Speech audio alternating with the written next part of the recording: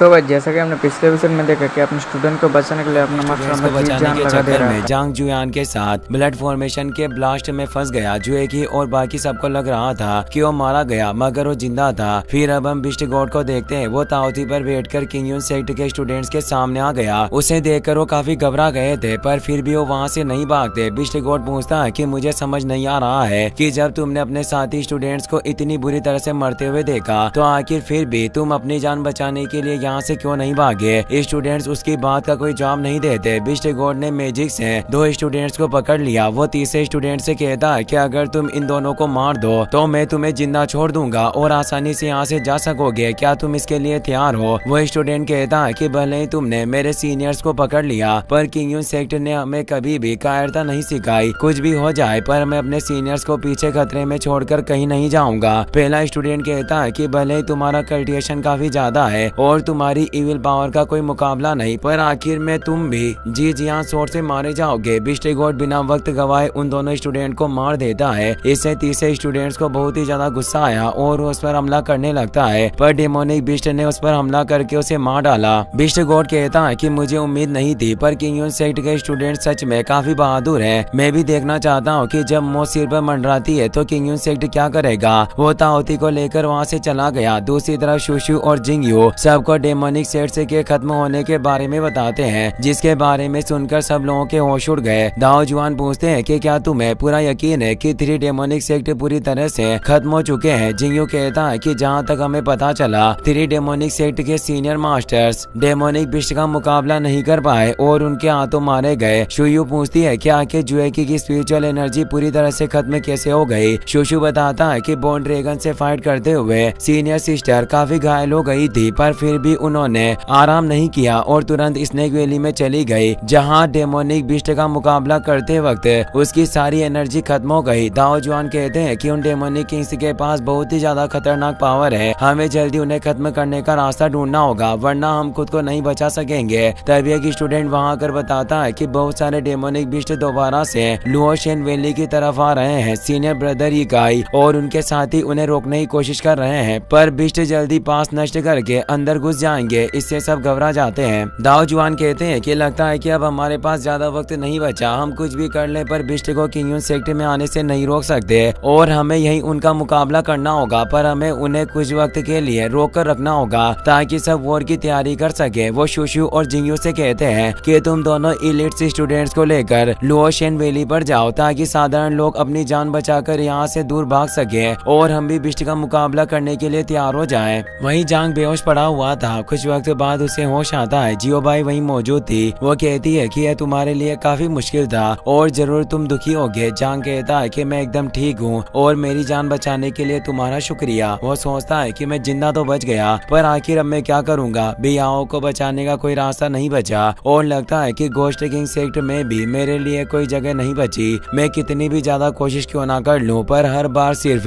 ऐसा लगता है कि एक चूहा शेर से लड़ने की कोशिश कर रहा है। डेमोनिक बिस्ट और किंग यून सेक्ट की वॉर होना निश्चित है और मैं उसे रोक नहीं सकता, पर क्या सच में इसे रोकने का कोई तरीका नहीं है। अचानक उसके मुंह से खून निकलने लगता है और ब्लड सकिंग पर्ल उसके ब्लड एनर्जी को एब्जॉर्ब करने लगा, लेकिन मिस्टिक फ्लेम मिरर एक्टिवेट हो जाता है, जिसकी डिवाइन फ्लेम की वजह से ब्लड सकिंग पर्ल एक्टिवेट हो गया और जांग भी नॉर्मल हो जाता है। जियो बाई कहती है कि ब्लड सकिंग पर्ल की पावर बढ़ती जा रही है और ये तुम्हारे हार्ट की मेरिडियंस तक पहुंच गई। तुम खुश नसीब हो कि इस बार मिस्टिक फ्लेम मिरर ने तुम्हें बचा लिया, पर क्या तुम्हें लगता है कि अगली बार तुम खुद को इससे बचा पाओगे। जांग कहता है कि मैं खुद नहीं जानता कि अगली बार मैं बच पाऊंगा या नहीं। अभी मुझे इन सब चीजों को भूलकर डेमोनिक बिस्ट को रोकने पर ध्यान देना होगा। ये कहकर वहाँ से जाने लगा, लेकिन जियो बाई उसे रोक देती है। वो कहती है कि तुम्हें बेवकूफी करने की जरूरत नहीं, तुम बस इस ब्लड डिवोरिंग स्टिक को खुद से दूर कर दो और एक अच्छी सी जगह ढूंढो जहाँ तुम मिस्टिक फ्लेम मिरर का इस्तेमाल करके अपनी बॉडी में प्योर यांग को जगा सको। सिर्फ इस तरह तुम जिंदा बच सकते हो। जांग उसकी बातों का कोई जवाब नहीं देता और मुस्कुराते हुए वहाँ से जाने लगा। जियो बाई कहती है कि तुम मेरी बातों को समझकर भी उसका कोई जवाब नहीं दे रहे। कहीं ऐसा तो नहीं कि तुम खुद मरना चाहते हो, पर एक बार उन लोगों के बारे में सोचो जिन्होंने तुम्हारे लिए क्या कुछ नहीं किया। तुमने अभी तक उन लोगों का कर्ज नहीं चुकाया, तो आखिर तुम ऐसे कैसे मर सकते हो। इसके अलावा तुम भी आओ के होश में आने से पहले नहीं मर सकते। जांग उसकी बातों को नजरअंदाज करके वहाँ से चला गया। मगर गोस्ट किंग वहाँ जाते हैं। वो कहते हैं कि मैं बचे हुए सेक्ट मेंबर्स को लेकर वाइल्डरनेस की तरफ जा रहा हूँ ताकि हम वहाँ दोबारा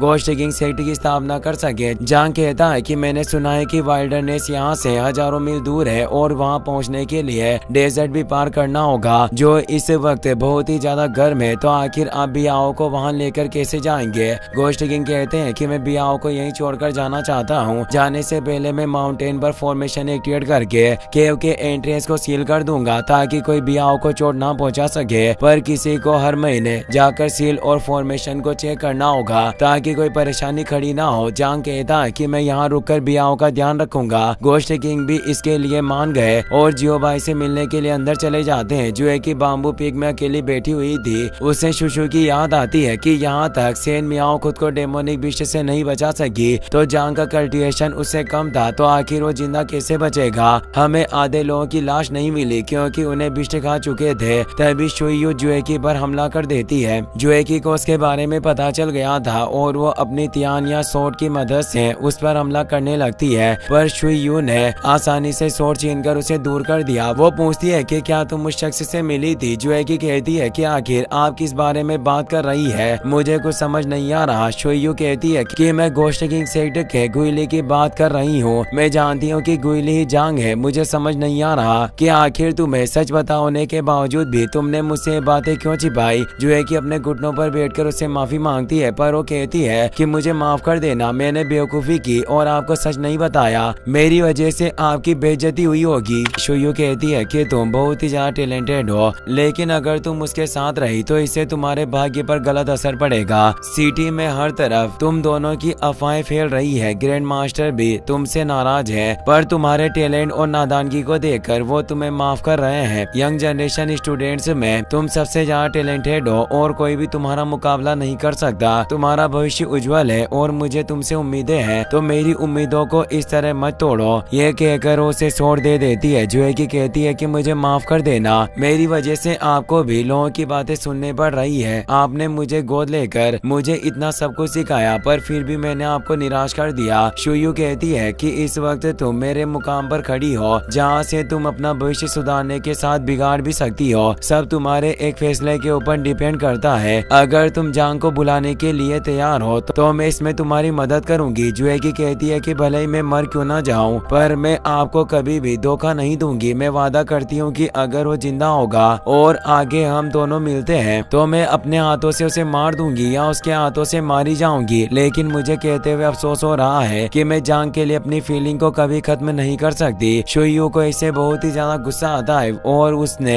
जुएकी को थप्पड़ मार दिया। वो कहती है कि मुझे लग रहा था कि तुम मेरी बात समझकर जांग को भूल जाओगी पर तुम्हारी बातें सुनकर ऐसा लग रहा है कि तुम्हें उससे प्यार हो गया। तुमने सच में मुझे निराश किया है। अब दोबारा मुझे अपनी शक्ल दिखाने की जुर्रत मत करना। जांग शांति से अकेले छत पर बैठा हुआ था। यूई वहाँ आकर बताती है कि डेमोनिक बिस्ट ने दोबारा लुओशियन वैली पर हमला कर दिया और वो उन्हें नहीं रोक पाएंगे। भले ही तुम अपनी जान खतरे में डालकर डेमोनिक बिस्ट को रोकने की कोशिश करोगे पर यह संकट इतना ज्यादा खतरनाक है कि इंसान इसका मुकाबला नहीं कर सकते। अब सिर्फ वक्त की बात है कि वो कितने वक्त तक बिस्ट को रोककर खुद को बचा सकते हैं पर उनकी दुनिया को बर्बाद होने से कोई नहीं बचा सका। जांग खुद भी जानता था कि वो किंगयुन सेक्ट की तबाही को रोक नहीं सकता पर फिर भी उसे हार नहीं मानी। जियोवू को लेकर किंगयुन सेक्ट की तरफ चला जाता है। बहुत सारे डेमोनिक बिस्ट ने लुओशियन वैली पर हमला कर दिया। किंगयुन सेक्ट के साथ तियानिन टेम्पल और फेंगजांग वैली के स्टूडेंट्स भी उन्हें आगे जाने से रोक रहे थे पर बिस्ट धीरे धीरे करके बढ़ते जा रहे थे जिस वजह से स्टूडेंट्स कमजोर पड़ने लगे। लेकिन तभी जिंगवू और शुशु वहाँ जाते हैं। दोनों बिस्ट को दूर करके अपने साथियों की मदद करते हैं। शुशु कहता है कि ग्रैंड मास्टर ने हमें यहाँ भेजा है, कुछ भी हो जाए हमें जितनी ज्यादा देर हो सके डेमोनिक बिस्ट को यहाँ रुक कर रखना होगा।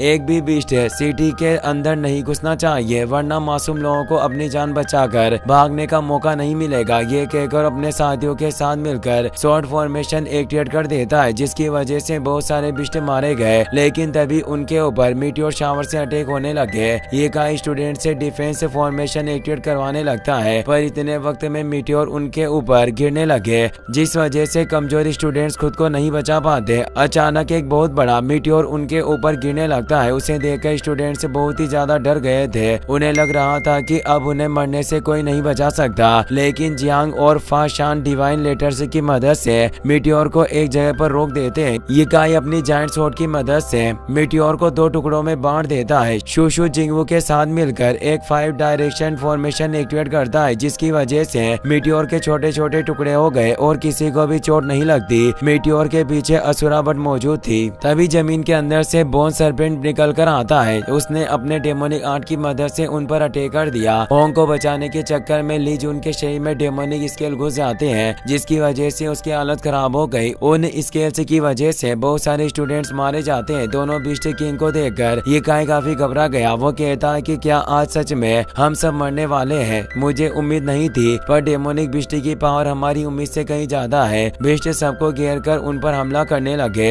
लेकिन तभी तियानबुई वहां गए। वो अपने फ्लेम ड्रैगन की मदद से उन बिस्ट को दूर करके बोन सर्पेंट को पकड़ लेते हैं। शुयू भी वहां गई थी। वो अपनी आइस पावर की मदद से असुरा बर्ड को बर्फ में जमा देती है। उन्हें देखकर सारे स्टूडेंट्स खुश हो गए। तियानबुई ये काई से कहते हैं कि तुम सब ने बहुत अच्छा काम किया। सिटी के सब लोग किंगयून सेक्टर में पहुंच चुके हैं। अब तुम भी सारे स्टूडेंट्स को लेकर किंगयून सेक्टर में जाओ। हम वही डेमोनिक बिस्ट का मुकाबला करेंगे। ये काई सारे स्टूडेंट्स को लेकर वहां से चला गया। तियानबुई भी शुयू के साथ किंगयून सेक्टर की तरफ चले जाते हैं। बोन सर्पेंट और असुरा बर्ड भी केस से आजाद हो गए। उन्होंने तेजी से डेमोनिक बिस्ट के साथ किंगयून सेक्टर पर दावा बोल दिया। इसी के साथ ये एपिसोड यहीं पर खत्म हो जाता है।